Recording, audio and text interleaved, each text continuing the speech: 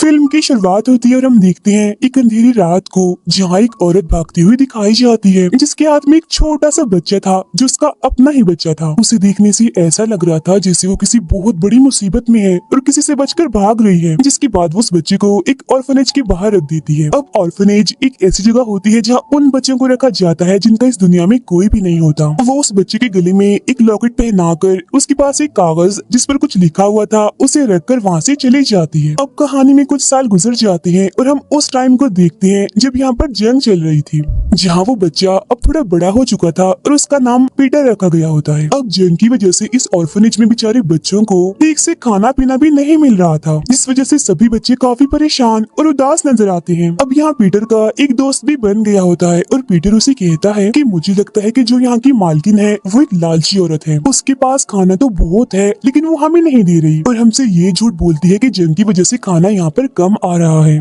और वो उस खाने को अपने लिए छुपा कर रखती है। तब इस बात का पता लगवाने के लिए पीटर और उसका दोस्त चुपके से उस मालकिन के कमरे में जाने का प्लान बनाते हैं। और अब जैसे वो मालकिन सभी बच्चों को लेकर बाहर जाती है तो इस बीच मौके का फायदा उठाकर पीटर और उसका दोस्त उसके कमरे में जाकर खाना ढूंढने लगते हैं, जहाँ ढूंढने पर वहाँ उन्हें सच में बहुत सारा खाना मिल जाता है जिसे उस मालकिन ने यहाँ पर छुपा कर रखा हुआ था, जिस वजह से दोनों बच्चों को उस मालकिन की ऐसी हरकत पर काफी गुस्सा आता है। पिछले कई दिनों से इस ऑर्फनेज से बहुत सारे बच्चे अचानक से गायब भी हुए थे और ढूंढने पर उन्हें वहाँ पर बहुत सारा पैसा भी मिलता है, जिसका मतलब साफ था कि वो मालकिन इन बच्चों को बेचती भी है। पीटर को वहाँ अपने नाम की एक फाइल मिलती है जो कि जाहिर है उसी की थी, जिसमें वही कागज होता है जिस पर उसकी मॉम की तरफ से कुछ लिखा हुआ था, जो शुरुआत में उसकी मॉम उसके पास रख के गई थी जब वो बहुत छोटा था। अपनी मॉम का लिखा हुआ खत पढ़ने लगता है जिस पर लिखा हुआ था, मेरे बच्चे, बेशक आपने कभी मुझे यानी अपनी मॉम को नहीं देखा लेकिन मुझे यकीन है कि एक ना एक दिन आप मुझसे जरूर मिलोगे। यहाँ पर उसकी मॉम ने इस बात को भी साफ साफ लिखा हुआ था कि आप कोई आम बच्चे नहीं हो बल्कि आप बहुत ही खास हो और आप पैदा ही किसी बड़े काम को करने के लिए हुए हो। अब उन बच्चों को वहाँ पर किसी के आने का एहसास होता है, इसीलिए वो भागकर अपने कमरे में जाने लगते हैं, लेकिन वो मालकिन दोनों बच्चों को अपने कमरे से निकलता हुआ देख लेती है और उन्हें चोरी करने के झूठे इल्जाम में फंसा देती है। तब यहाँ गुस्से में पीटर उस मालकिन से उस खत के बारे में पूछता है जो उसकी मॉम ने उसके लिए लिखा था, जिस पर वो मालकिन उस खत को फाड़ते हुए कहती है कि इस खत में कोई सच्चाई नहीं है, ये मन गढ़ंत है और ना ही इसे तुम्हारी मॉम ने लिखा है। ये सुनकर पीटर एकदम काफी उदास हो जाता है। अब आधी रात को जब सारे सो रहे थे तो हम यहाँ पर कुछ अनजान लोगों को देख पाते हैं जो ऑर्फनेज की छत से रस्सी के सहारे लटकते हुए नीचे कमरे में आते हैं और फिर एक एक करके वहाँ पर सो रहे सभी बच्चों को उठाकर ऊपर ले जाना शुरू कर देते हैं। अब इसी हलचल की वजह से पीटर और उसके दोस्त की आंख खुल जाती है, जो ये सब देखते ही अपनी जान बचाकर वहाँ से फौरन भागने लगते हैं, लेकिन वो लोग इन्हें देख चुके थे, इसीलिए वो इन दोनों को भी पकड़कर छत पर ले जाते हैं, जहाँ सभी बच्चों को एक उड़ने वाले समुद्री जहाज में डाला जा रहा होता है और इस जहाज में समुद्री लुटेरे थे जो इन बच्चों को अगवा करके कहीं ले जा रहे थे। जैसे जहाज उड़ने वाला होता है तो तभी पीटर का दोस्त खुद को छुड़ाते हुए जहाज से कूदकर एक छत पे जाके गिरता है और अब वो पीटर को भी कहता है कि जल्दी करो, खुद को छुड़वाओ और कूद पड़ो, लेकिन पीटर को तो ऊंचाई से डर लगता था इसीलिए वो नहीं कूद पाता। जिसके बाद वो जहाज पीटर और बाकी बच्चों को लेकर हवा में उड़ने लगता है और अभी लुटेरे कुछ दूर गए ही थे कि तभी अचानक आर्मी वाले इन पर हमला कर देते हैं। तब जवाब में ये लुटेरे भी आर्मी पर हमला करते हैं। यहाँ पर देखते ही देखते जंग का माहौल बन जाता है, दोनों तरफ से एक दूसरे पर बराबर का हमला हो रहा था, लेकिन तभी वो लुटेरे आर्मी के जहाजों से बचते हुए बादलों में कहीं जाकर गुम हो जाते हैं। फिर अगली सुबह हम उस जहाज को एक अजीब सी जगह पर देखते हैं जहाँ लगभग पीटर की उम्र के और भी बहुत सारे बच्चे थे जिन्हें इन लुटेरों ने अगवा करके यहाँ पर रखा हुआ था। असल में जो इन लुटेरों का सरदार था वो एक जालिम और लालची इंसान था जिसका नाम ब्लैक बियर्ड होता है। वो इन बच्चों से यहाँ पहाड़ों को तुड़वाता है या फिर कहीं खुदाई करवाता है जहाँ से हरे रंग के क्रिस्टल निकलते हैं, यानी छोटे छोटे कीमती पत्थर जिन्हें लुटेरों का वो सरदार यानी ब्लैक बियर्ड ले लिया करता था। अब इसके बाद पीटर को भी इस खुदाई वाले काम पर लगा दिया जाता है जहाँ उसकी मुलाकात यहाँ के मैनेजर से होती है। पीटर उससे बातें करने लगता है जिस दौरान उस मैनेजर से इन क्रिस्टल्स के बारे में पूछ लेता है कि आखिर इन क्रिस्टल में ऐसा क्या है, जिस पर वो मैनेजर कहता है कि ये क्रिस्टल बहुत ही कीमती है और इसमें जादुई ताकतें भी हैं। ये सुनकर पीटर को उसकी बातों पर यकीन नहीं होता, इसीलिए उस मैनेजर से पूछता है कि अच्छा फिर चलो ये बताओ कि ब्लैक बियर्ड इन क्रिस्टल्स का करता क्या है, जिस पर वो कहता है ये बात खुफिया है और इस बारे में ब्लैक बियर्ड के अलावा कोई भी नहीं जानता। अब रात के टाइम हम पीटर को एक जगह पर बैठा हुआ देखते हैं जहाँ उसकी मुलाकात एक लड़के से होती है जो वहाँ पर उदास बैठा हुआ था। तब पीटर उसे दोस्ती करने की कोशिश करता है जिस पर वो लड़का कहता है कि नहीं, मैं तुमसे दोस्ती नहीं कर सकता, मैं अच्छा लड़का नहीं हूँ, इसीलिए मैं इस काबिल भी नहीं कि कोई मेरा दोस्त बने। ये कहने के बाद यहाँ से चला जाता है। खैर अगले दिन खुदाई के दौरान पीटर को एक क्रिस्टल मिलता है, जिसे देखकर वो काफी खुश हो जाता है। लेकिन जब ये बात बाकी लोगों को पता चलती है तो वहाँ पर हंगामा हो जाता है। वो लोग उस क्रिस्टल को हासिल करने के लिए पीटर को चारों तरफ से घेर लेते हैं ताकि इसके बदले में ब्लैक बियर्ड उन्हें कोई इनाम दे। लेकिन जब पीटर उन्हें वो क्रिस्टल नहीं देता तो वो उस पर चोरी का इल्जाम लगा देते हैं कि पीटर ने इन क्रिस्टल्स को चुराने की कोशिश की है। और जब ये बात ब्लैक बियर्ड को पता चलती है कि पीटर ने चोरी करने की कोशिश की तो वो उसे सजा देने के लिए टांग मारकर काफी ऊंचाई से नीचे फेंक देता है।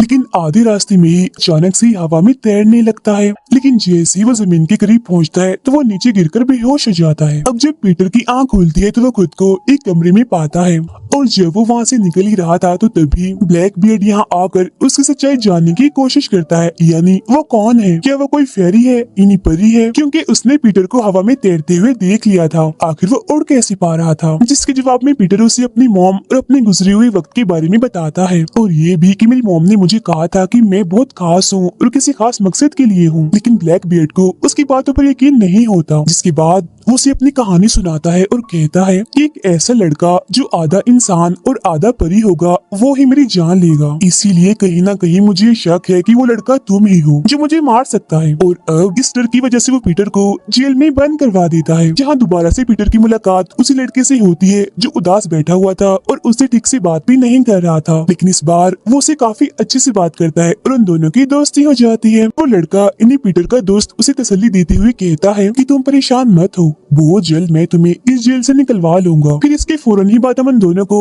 जेल से भागता हुआ देखते हैं, जहाँ मैनेजर उन्हें भागता हुआ देखकर पकड़ लेता है। तब यहाँ पीटर उसे समझाते हुए अपने साथ चलने के लिए मना लेता है, जिसके बाद वो तीनों ही इस इलाके से भागने लगते हैं। और अब वो एक झूले की मदद से उड़ने वाले जहाज के करीब जा रहे थे, लेकिन तभी ब्लैक बियर्ड के सिपाही उन्हें देख लेते हैं और उनके झूले की तार को काट देते हैं। लेकिन किस्मत से वो लोग नीचे गिरने की बजाय उसी उड़ने वाले जहाज में आ गिरते हैं।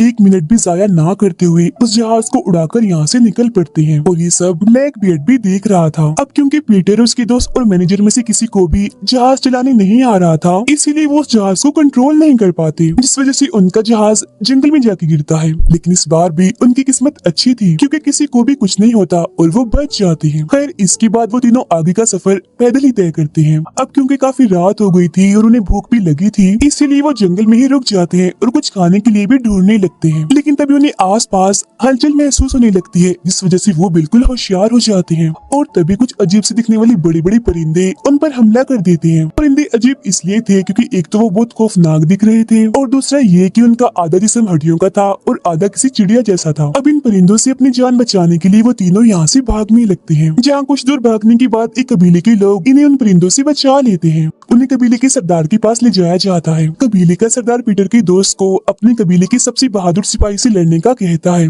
और अब कुछ ही देर में उनके बीच लड़ाई होने लगती है, जहाँ वो सिपाही भारी पड़ रहा था और उसे उठा उठा कर मार रहा था। अब अपने दोस्त को ऐसे पिटता हुआ देखकर पीटर को उस पर काफी तरस आने लगता है और उसे ये देखा नहीं जा रहा था। इसीलिए अपने दोस्त को बचाने के लिए वो मैदान में कूदता है और उस सिपाही से लड़ने लगता है। जहाँ लड़ाई के दौरान सरदार की नजर पीटर के लॉकेट पर पड़ती है, जिसे देखकर वो लड़ाई रुकवाकर सबको बताता है कि पीटर ही वो बहादुर सिपाही हमारी उम्मीद है जो हमें ब्लैक बियर्ड के जुल्म से बचाएगा। और इस बात का गवाह इसका ये लॉकेट है, जिसके फौरन बाद पीटर और उसके साथियों को छोड़ दिया जाता है। साथ ही साथ कबीले के लोग अपने बुरे सलूक पर उनसे माफी भी मांगते हैं।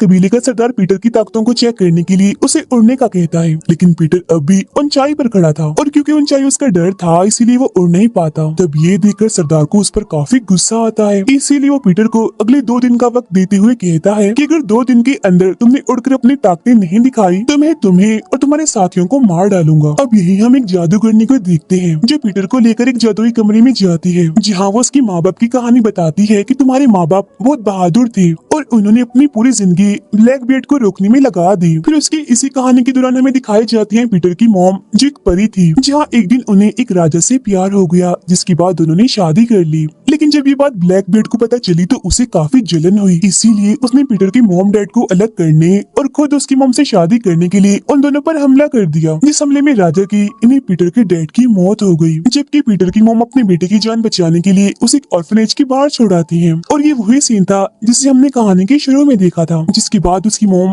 ब्लैक बेड से बदला लेने के लिए वापस उसके शहर में चली गई, जहाँ उनके बीच काफी बड़ी लड़ाई होती है, जिसमें ब्लैक बियर्ड पीटर की मॉम को हमेशा के लिए एक जेल में बंद कर देता है। अब ये कहानी सुनने के बाद पीटर को ब्लैक बेड पर काफी गुस्सा आता है और वो उससे अपने मॉम डैड का बदला लेना चाहता था। खुद को तैयार करने लगता है, जिसके लिए वो काफी मेहनत करता है। जब वो मैनेजर जंगल में घूम रहा था तो ब्लैक बियर्ड और उसके साथी उसे पकड़ लेते हैं और उससे ये जानने की कोशिश करते हैं कि आखिर पीटर कहाँ है। तब अपनी जान बचाने के लिए वो मैनेजर उसे सब कुछ बता देता है, यानी कि हम सभी अभी तक एक कबीले में रह रहे थे। जिसके बाद ब्लैक बियर्ड अपने साथियों के साथ कबीले पर हमला करके सभी को मारने लगता है, जो देखकर कबीले का सरदार उस जादूगरनी को पीटर और उसके साथियों की जान बचाने के लिए कहता है, क्योंकि उनकी जान बचाना ज्यादा जरूरी है, क्योंकि सिर्फ पीटर ही उन सभी की जान ब्लैक बियर्ड से बचा सकता है। तो वो जादूगरनी पीटर और उसके साथियों को लेकर एक झूले के जरिए वहाँ से उड़ जाती है। लेकिन जब ये बात ब्लैक बियर्ड को पता चलती है तो वो उनका पीछा करता है। जब ये लोग पानी के पास से गुजर रही थी तो काफी बड़ी मगरमच्छ पीटर पर हमला कर देते हैं,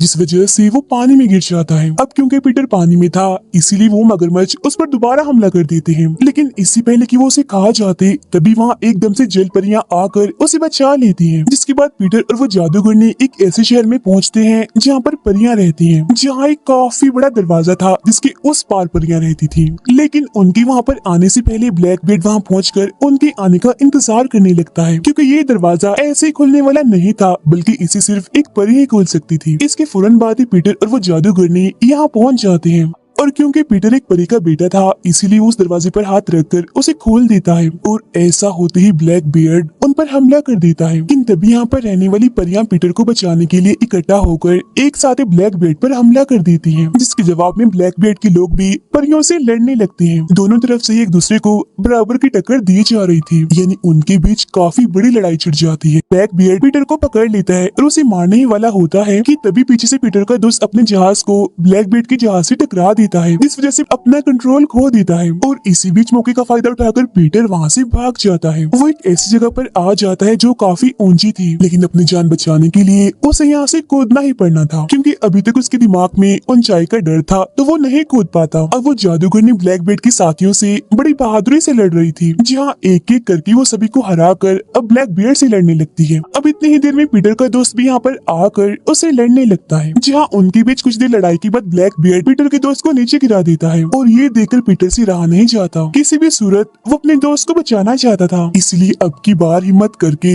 वो वहाँ से कूद जाता है, जहाँ बहुत जल्द वो अपने दोस्त के पास पहुँच भी जाता है और उसके ऊपर बैठ जाता है। वो यहाँ ये देखकर काफी हैरान हो जाता है कि वो उड़ रहा है, जिसके बाद वो अपने दोस्त को बचाकर एक ऐसी जगह पर बिठा देता है जहाँ उसे कोई भी खतरा नहीं होता और खुद पीटर चला जाता है उस जादूगरनी को बचाने के लिए। और उसके ऐसा करने में वहाँ की परियां भी उसकी मदद कर रही थी, जिसके बाद सारी परियां एक साथ होकर ब्लैक बियर्ड पर हमला कर देती हैं और उसे काफी तकलीफ देती है, जिस वजह से वो काफी घबरा जाता है। अब इसके बाद पीटर उसके जहाज को तोड़ देता है और क्योंकि पूरा जहाज तबाह हो चुका था तो इसीलिए वो उड़ने की बजाय नीचे गिरने लगता है और उस जहाज के साथ ब्लैक बियर्ड भी नीचे गिर जाता है और इतनी ऊंचाई से गिरने की वजह से मौके पर ही उसकी मौत हो जाती है।